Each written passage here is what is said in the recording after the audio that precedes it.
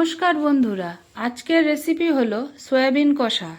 সয়াবিনগুলো গরম জলে ভাপিয়ে নিয়েছি, আলু ডুমডুমু করে কেটে নিয়েছি, আর লাগছে টমেটো বাটা, পেঁয়াজ বাটা, আদা বাটা, রসুন বাটা ও কাঁচা লঙ্কা। কড়াইতে প্রয়োজন মতো তেল দিয়ে দিলাম। তেল গরম হয়ে গেলে তাতে সামান্য হলুদ গুঁড়ো দিয়ে দিলাম।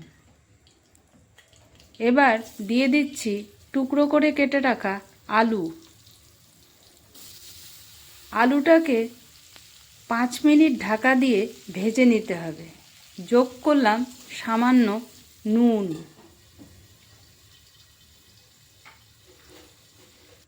এবার আলু ভাজা হয়ে গেছে, তাই নামিয়ে নিলাম।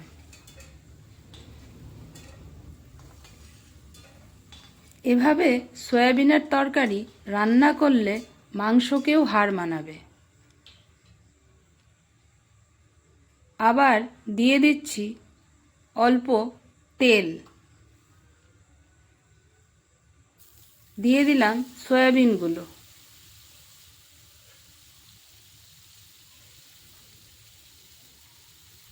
এবার যোগ করছি সামান্য নুন,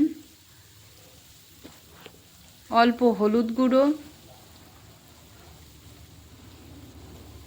অল্প লাল লঙ্কার গুঁড়ো। সয়াবিনটা 3-4 মিনিট লো ফ্লেমে ভাজা ভাজা করে নিতে হবে। ভাজা হয়ে গেছে, এবার সয়াবিনটা নামিয়ে নিলাম।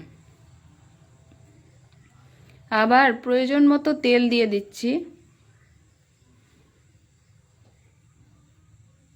দিয়ে দিলাম একটা বড় পেঁয়াজ বাটা। পেঁয়াজটা অল্প নেড়েচেড়ে নিতে হবে।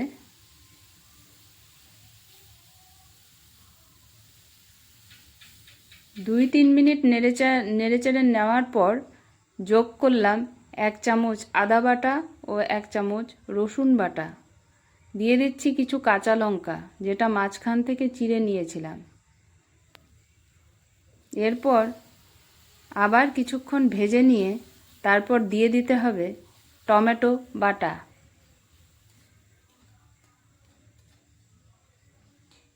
টমেটোটাকে নাড়াচাড়া করে নিতে হবে যতক্ষণ পর্যন্ত না কাঁচা গন্ধটা চলে যায়। দিয়ে দিলাম স্বাদ মতো নুন।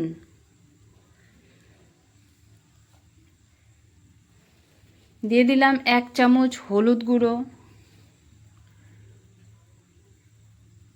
এবার দিচ্ছি 2 চামচ লঙ্কা গুঁড়ো। দিয়ে দিলাম 2 চামচ জিরে গুঁড়ো। এবার দিয়ে দিচ্ছি 2 চামচ ধনে গুঁড়ো। মশলাটা সামান্য জল যোগ করে ভালো করে মিশিয়ে নেব, না হলে পোড়া লেগে যেতে পারে।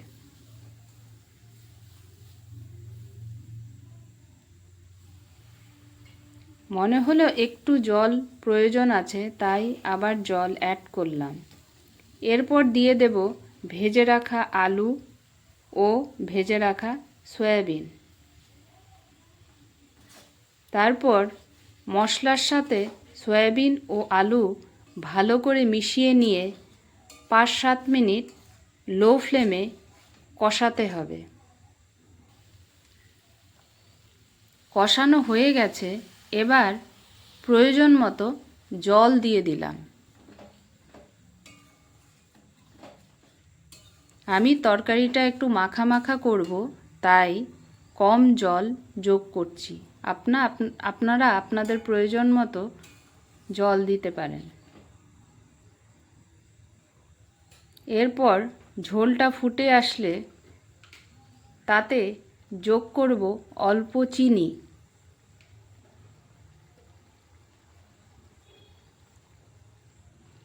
এবার দিয়ে দিচ্ছি 1/2 চামচ গরম মশলা।